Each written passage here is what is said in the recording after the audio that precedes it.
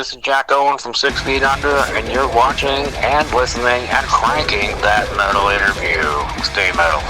It's mine. It's taking your own way of life. No special of intelligence.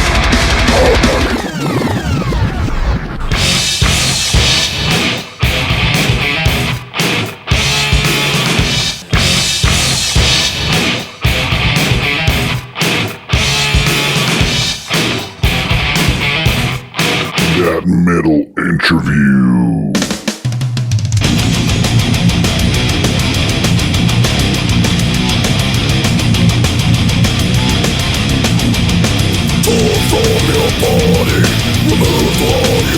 When one speaks of a legend, you have to mention Mr. Jack Owen, especially if you are speaking of a death metal icon, as Mr. Owen is, and he is our guest for this episode of That Metal Interview Podcast. Your favorite podcast, and mine, of course. Might be your favorite one. But anyways, we do have Mr. Owen on the show on this evening, and he joins us to promote 6 Feet Under's new album, Killing for Revenge, set to drop May 10th of this year, 2024. And he also talks about his time with DEICIDE, with Glenn Benton, Steve Asane, Rav Santala. And also he speaks of his beginnings in the music business with Cannibal Corpse, as he is one of the founders. I said one of the founders, not the founder. One of the founders of the band. And why he went back to Chris Barnes, another one of the founders of Cannibal Corpse. He talks about that stuff. A very, very cool and interesting conversation for all of you death metal fanatics. You're in for a treat. Let's check out 6 Feet Under's brand new song and video single, Know Nothing in Great, from their album Killing for Revenge. Check it out.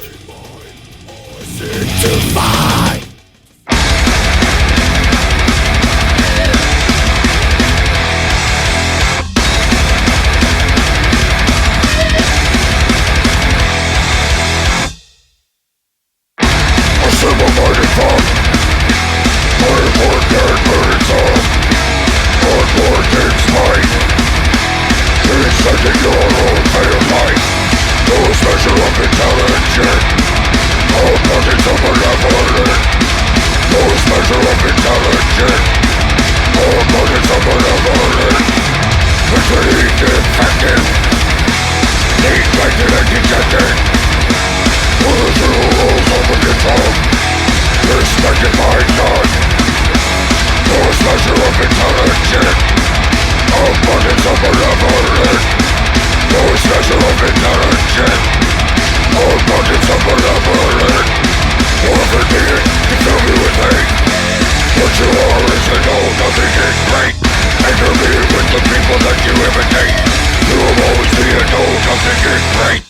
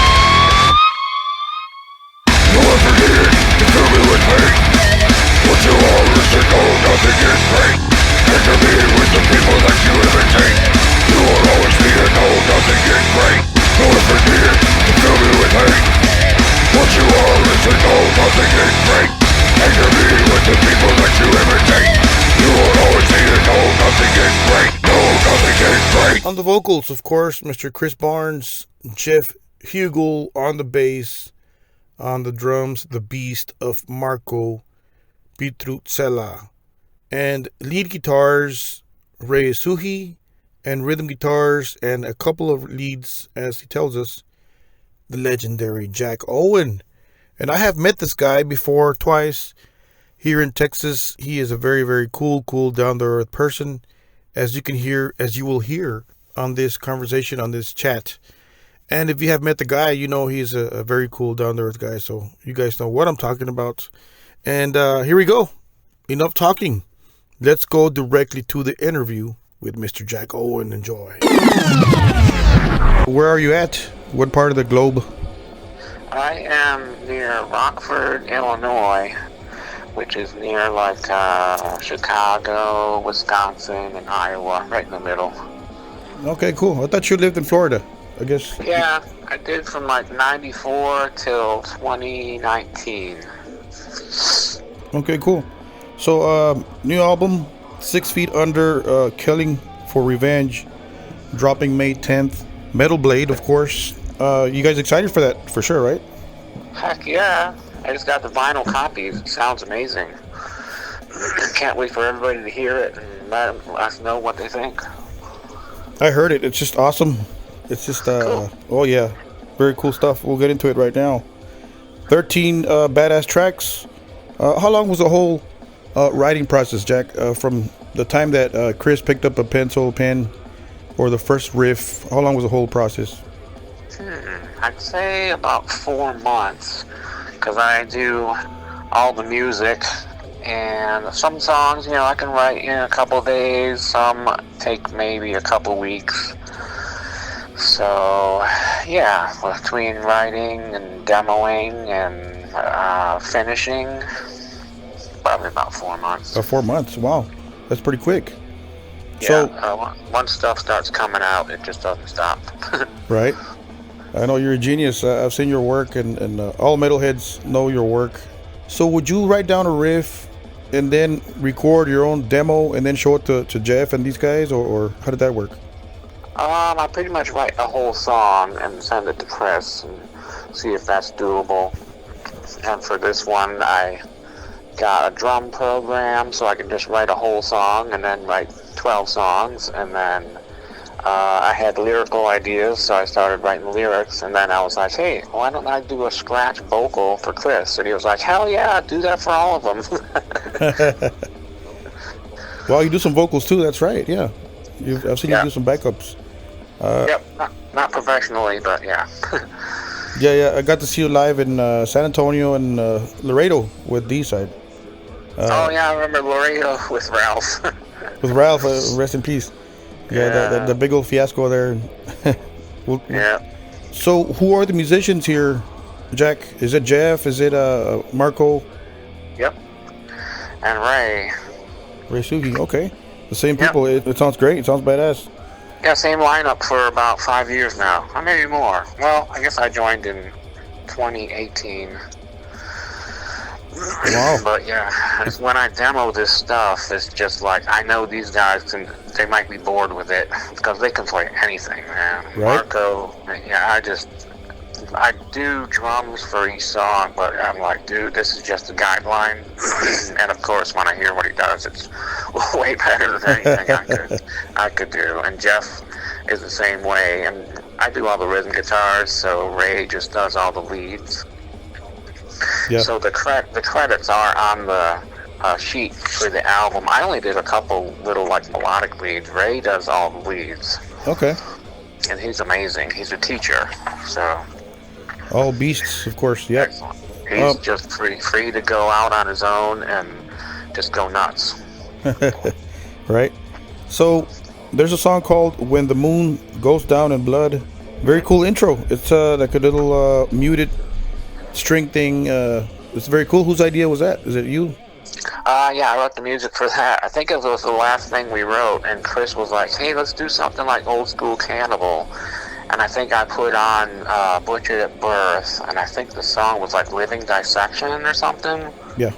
Okay. All I really needed was that beat that Paul Mazurkowitz used to do. I put that on, and I was like, okay, that's easy. It wrote itself pretty quickly. That was pretty easy, huh? Wow, yeah. You're a walking encyclopedia of riffs, you know. Where do you get your inspiration, Jack? Do you ever run out of riffs, or how do you keep relevant, and what do you listen to? Well, I'm inspired by the same bands that I was like way back in the day at the beginning of Cannibal, like Dark Angel, Creator, Sodom, Old Exodus, Old Slayer, and all those bands are still going, so that keeps on inspiring me, I guess. And then as far as riffs, I do have a riff archive. Okay. I need to do like a YouTube class, because I never run out of riffs. Like there's a formula that I use using the alphabet and the notes on a guitar, just writing it out and then playing it to a drum beat and then archive it as an MP3, and the title is the notes in the riff. So I'm up to like 250 or 300 riffs in my archive, so Oh wow. never run out. Here's a semi-dumb question.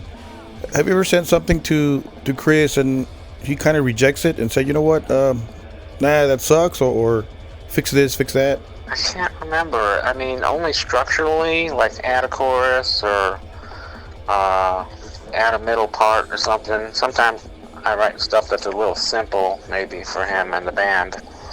But overall, not really. He's like, that is awesome. Really? Wow. Yeah. Your history, your metal history, and your catalog speaks for itself, so I don't blame him. Thanks. Thanks, man. Yeah, I have the same trust in him to do what's right. Oh, yeah, for sure. So you guys recorded Hair of the Dog. Yeah. Wow, very cool. Whose idea was that? That was all Chris. He was like, I want to do a cover, and I was like, which one? And he said, Hair of the Dog. I was like, oh, cool. Yeah. The riffs were easier than I thought, so that was cool. It's all blues scales. Yeah, the bluesy stuff, Nazareth. Yeah. So, Yep. So can we expect another Graveyard Classics album just because of that, or is it just a one-off? There are talks of that. It's kind of between doing Graveyard Classics or another original album, because I pretty much have a whole nother album written. Or we could take our time on that and do a Graveyard album. Not sure, kind of up to the label. So as far as equipment, Jack, how many different guitars did you use for this album? Is it just one guitar? And how about effects also? I think I used 2 guitars, a 7-string and a 6-string. I started tuning down to D with a 6-string, and then to keep that going on the 7-string, I just tuned the B down to A. So it's the same guitar, same tuning, just with an extra low A. Okay. How about effects? What kind of, I guess, a quick rig rundown if you don't mind? I'm pretty much straight in with a lot of mids. I do use a Line 6 Pod. I think it's a Pod Live Pro. But all the effects are turned off. I just use that for demos. I do use it live, but we haven't played live since 2019, so I'm not even sure what my live rig would be now. That's right. So how do you keep busy since you guys are not playing live? Yeah, just writing. I do like eBay resale stuff, mountain biking, and watching a lot of hockey. Okay, you're a hockey fan. Cool. Yeah. As far as the album, Jack, which is your favorite track here? Ooh, that's a tough one. They're all badass. I do like Neanderthal a lot. But when I put on the album, I pretty much listen to the whole thing. Yeah. So, whenever you guys play live, how many new tracks would you guys do live, do you think? As many as we could fit into the set, I think. Because, these guys can play anything. We live on the 4 corners of the country, and then when we get to where we're starting the first show, we just run over the songs in our dressing room. We don't even rehearse. Really? That's how good these guys are. It's like, what's the set? Okay, let's go over it like acoustically, and Marco's like hitting a table with his drumsticks. That's our rehearsal. We'd like to play the whole album, but time restraints. It's hard to make a set list from so many years and classics. When can we see the band live, Jack? Is there any plans or? Nothing is confirmed yet. We're working on a couple things, so I guess it'll be a publicity blitz when we finally get something booked. That's a fair answer. Would you say this record is different than the last one, Nightmares of the Decomposed, or is it a continuation, you think, or is it different? Totally different. I didn't have the tools I needed to write back then for Nightmares. I didn't have a drum program. I just used like drum loops. I'm not sure if I even had a multi-track, so I couldn't do vocals. So this time it was like exactly how I wanted it to be as far as writing. It was like anything that came to me, I could lay it down immediately. Yeah. Some stuff is from riff archives, some stuff I have dreams of, and some is just like true crime. Yeah, I like all the stuff you guys do. Nightmares, I saw a couple of bad comments here and there. Why do you think people are into criticizing like that? I mean, it's all badass death metal to me. I don't get it. Chris sings the badass, it's the same. I mean, what are you pointed at? Yeah, I'm not sure. I think it's just like once trolls get going, it's kind of contagious and people just pile on. But, it was a lot about the high screams that he did on Nightmares, but I'm like, he did that on The Bleeding, and he did it on a lot of 6 Feet Under stuff. So, I don't know. Yeah. It's just the more online trolls get going, the worse it gets. Right. I was watching a Metallica video a couple of months ago, and of course there's thousands and thousands of thumbs up on the video, and then I noticed there's thousands and thousands of thumbs down. Right? What the hell? These people... I know. If you're a fan of the band, you either like it or you don't. And if you want to troll them, then just don't. Just go away. They took the time to press the thumbs down. Yeah, I know. So back to the album. Who came up with the title, Jack? Killing for Revenge. A badass title, though. Yeah, that was Chris. It was like we were throwing around different titles, and he was like, based on all the lyrics that are about like, there's a lot of like eliminating the human race here. So he thought of that, and immediately I thought, oh, Screaming for Vengeance. It's kind of like that. That's cool. Right. That's right. Yeah, totally fits. Oh, very cool. So we all know you and Chris are founders of Cannibal Corpse, of course, back in the day. What made you come back to Chris, Jack, 6 Feet Under? Oh, it was kind of like a no-brainer. It was like I was done with DEICIDE, and I talked to Chris like over the years, like the whole time since Cannibal. So it was like, I wonder what they're doing if they need a guitar player, because I pretty much saw that they only had Ray. Yeah. And everything sounds better with 2 guitar players. Yeah. So he's like, you need a guitar player? And he's like, of course. Cool, let's go on tour. Boom. Just like that, huh? Pretty much, yep. So how's Chris as a person? I mean, we see his posts on Twitter and X. How is he as a person? Is he the same as when you guys were kids, or is he more of a different guy? I think he's mellowed out with age a little bit, and he's sobered up with like weed, and he doesn't even drink. So yeah, I think I just watched the interview on This Day in Metal, and it's like, yep, that's Chris, super mellow. I mean, he's got to fight back against the online trolls once in a while, so yeah, that gets him in trouble. But hey, they're entitled to their opinion, and he's entitled to his opinion. Right. Trolls are always there, regardless. Yep. So. Yep.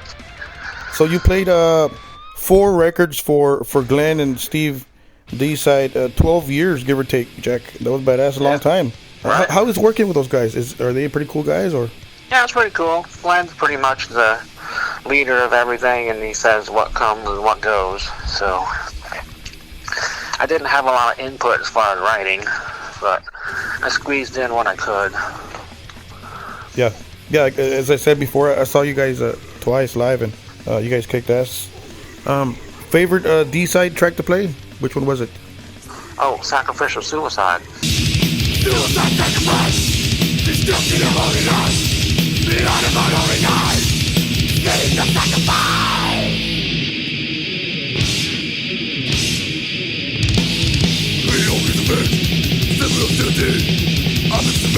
Oh Totally. yeah, for sure, right? That's a no-brainer. Right. So give us an update on Empty Throne and Serpent's Whisper. What's going on there?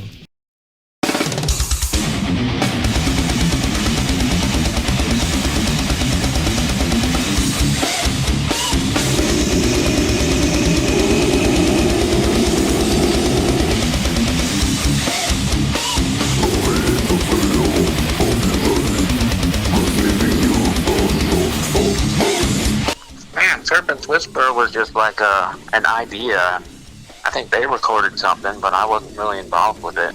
And Ricky is singing for Suffocation, and let's see, drummer is in DC. So I don't know, nothing's happening with that. Yeah. I could tell what they were trying to write. It was like that extreme death metal with no repeating riffs, and I was like, man, I like to write songs that make sense. Right. And that's cool. That's cool if they want to do that. But man, I haven't talked to anybody in probably 3 years about that. And then Empty Throne, I'm not sure. I think there's budget restraints on what Chad's trying to do with that. Yeah. Yeah, everybody's got like careers and stuff, and real estate and other things. So Yeah. kind of on hold. I'm not sure what's going on with that. It's a little more active than Serpent's Whisper. Yeah. Yeah. That's a cool name, by the way. Serpent's Whisper. Very cool. Serpent's Whisper. Yeah, that's killer. So, any other projects, Jack, that you might have? Secret projects here that you might want to mention? Nope. I was open to playing live, and Kyle from Exhorder was like, dude, we need a guitar player from Europe. And I was like, awesome. And I looked at my passport, and it expired. Oh, So I couldn't do that one. Exhorder, huh? Yeah, those guys are badass, too. Yeah. Yep. Wow. I mean, I write enough to do another project, but I'm kind of in the middle of nowhere.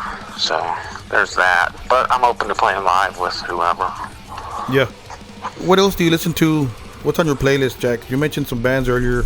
Do you listen to anything else besides rock, metal, or like pop, Oh, sure. country? Yeah, anything classic country, I'm a huge fan. Like in my record rack now, we got George Jones, Tammy Wynette, Marty Robbins. Oh, yeah. Awesome stuff. Yeah, anything like pre-1978, you know, like Charlie Daniels was pretty much the end of country for me. Yeah. Yeah, old school. Very cool stuff. Yep. Super old school. Every formula for every song was the same, but it didn't matter. Right. Here's a sci-fi question, Jack. I ask everybody, if you could time travel, where would you go to and what year? I'd probably go to about 1965. Yeah, with the knowledge that I had, and then go watch like the whole evolution of Jimi Hendrix, like watch him play in New York, and then know that he's going to be going to England, so I'm going there, and then everything would just explode from there, and the Clapton and Cream and Sabbath and everything. Wow. What a time to live, huh? What an era. Very cool. Yeah. Like, you know, all the bands are coming, and how do you find? There's no internet. Where are they playing? Right? That's true. I guess you just go out there and look for posters and flyers. I don't know. Listen to the radio. Leonard Skinner's coming. It's their first show. I'm like, what? No internet. That's true. There's no phones, no Facebook, no nothing. I know. So, Mouth.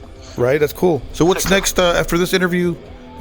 What's next for yourself, Jack? What's going on in the day of Jack? I gotta go to the store and get groceries. You're human. I got to.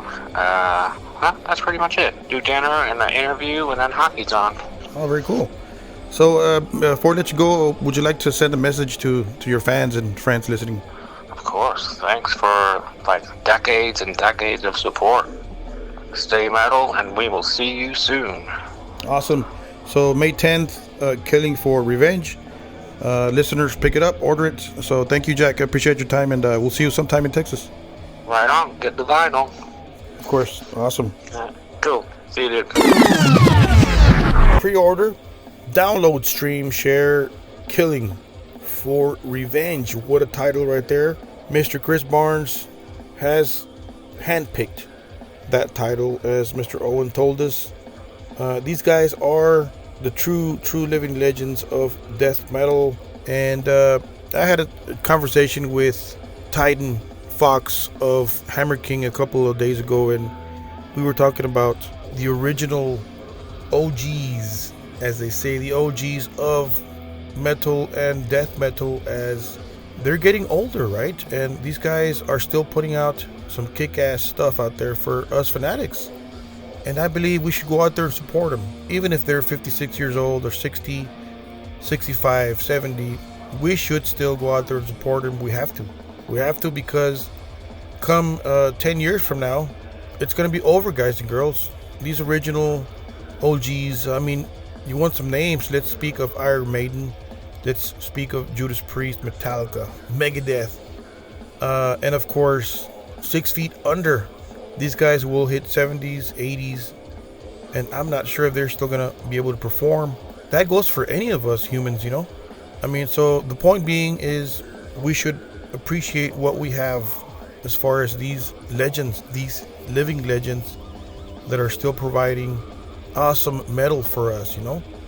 Such as Jack Owen, Chris Barnes, the guys from Cannibal, the guys from DEICIDE, and so on and so forth. Priest, Maiden, Hetfield, Mustaine, and so on and so forth. Armored Saint, Exodus, Holt. The list goes on. Anyways, so my point being, go out there and support 6 Feet Under, Mr. Barnes, Mr. Jack Owen. Killing for Revenge, dropping May 10th, 2024. Metal Blade Records strikes again. And as far as the podcast, thank you guys for subscribing. Thank you for checking us out without subscribing. If you don't like it, it's cool. If you listen to it, that's cool. You don't have to subscribe. If you want to subscribe, go on ahead and subscribe. That'll really help us out to provide badass content for you guys in the future. Download, stream, and purchase whatever you can. So thank you guys for listening to That's Metal Interview Podcast. And we thank Blabbermouth for supporting the podcast and putting it out there on their social media and so on and so forth, right? Thank you guys. And all of the rest of the worldwide rock metal media, thank you guys for listening to your favorite podcast, rock metal podcast, That Metal Interview. Anyways, on behalf of your friend James, still spinning around the sun in circles and circles from the state of Texas in the US of A. Don't forget to keep it metal.